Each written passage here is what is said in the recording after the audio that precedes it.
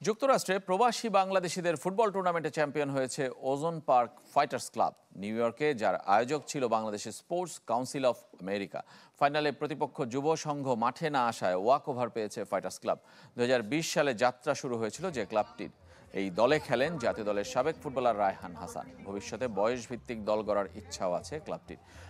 Final শেষে পুরস্কার তুলে দেন বাংলাদেশ সোসাইটির সভাপতি আতাউর রহমান সেলিম, বাংলাদেশের স্পোর্টস কাউন্সিল অফ আমেরিকা সভাপতি দুলাল মিয়া এনাম এবং সাধারণ সম্পাদক খায়রুল ইসলাম খোকন উপস্থিত ছিলেন।